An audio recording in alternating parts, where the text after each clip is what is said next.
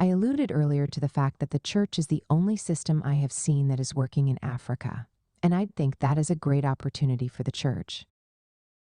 You can read part 2 here. At this point, we must not only see the church as a fellowship center or a place meant only for Christians, but as an agent of change, an instrument of national transformation. The church has so much influence in Africa. Even in the realm of politics, church leaders influence their members to vote for a political party or organization, and they can organize a rally for a national protest. If a leader of a big church speaks, politicians listen. That is a big power wedged in someone's hands, and they can use it for national good. The time has come for us as a people to leave all sentiments aside and address the problems we have in our hands.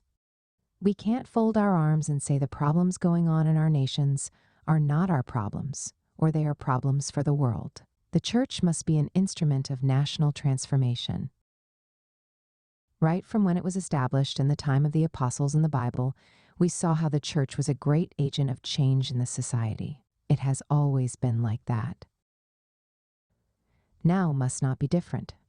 Every church leader must focus on addressing imminent issues in our society. We must not only come to church to pray and sing, we must practically address issues affecting our nations.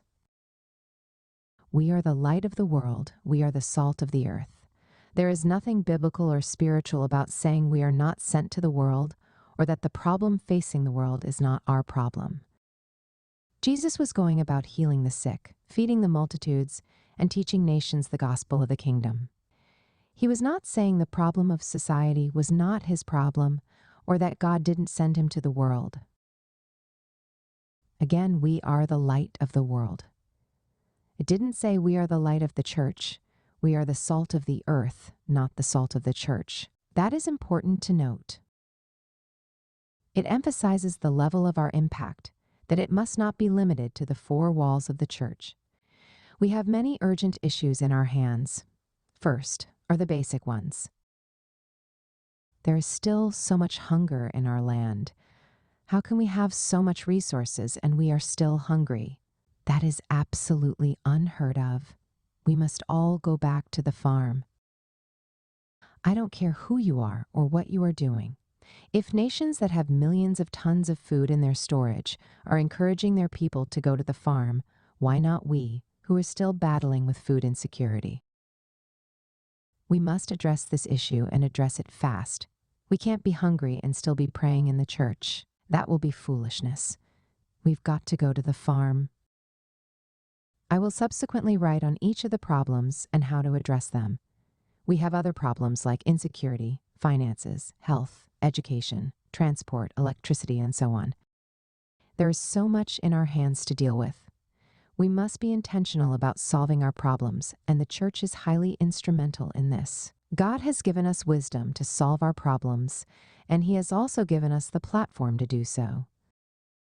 So, let's engage all the resources we have at our disposal. Let's create a massive sensation and awareness among our people about these issues we are dealing with. We must all keep talking about these issues. We must not keep silent. We must add them to our sermons and messages. We must add them to our weekly services and Sunday school topics. We need to keep hearing and talking about this. There is power in the word if we engage it. God could only solve his problem when he spoke the word in the first book of Genesis. We must apply the same principle. Let's keep speaking the word.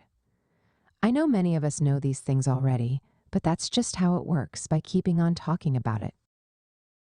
Let's keep talking about the solutions and applying them. Let's engage all the resources we have at our disposal. There are great biblical principles that we can engage for national transformation. I will discuss some of them in subsequent articles. For now, let's put this word to use. Let's start engaging our spirit, soul, and body to solving our problems and bringing the good that our nations truly need. If you enjoy this post, kindly share with someone. Thanks for your support. Read next, Part 4. Read previous articles. Part 1, Part 2. Will you like to write a book, share your story, ideas, or knowledge in a book? Now it's easier than ever. In 3 weeks, your book will be written and published. Send a message to bookmindsgmail.com. Get my books on Amazon, my Amazon books. If you want customized songs for you or your loved one's birthday, wedding, or any ceremony, I Say Music got you. Contact plus 31,685,154,335 WhatsApp message only. For support and sponsorship, contact sopiansofgod@gmail.com. You can also check out these posts. 1. The role of Africa in the ongoing wars. 2. Africa's nuclear weapon. 3. Democracy is a scam in Africa. Here's what works L1. 4. What to do when you are confused. 5. Making sense of our strengths. Kindly drop your comments, like and subscribe for more. Thanks for watching.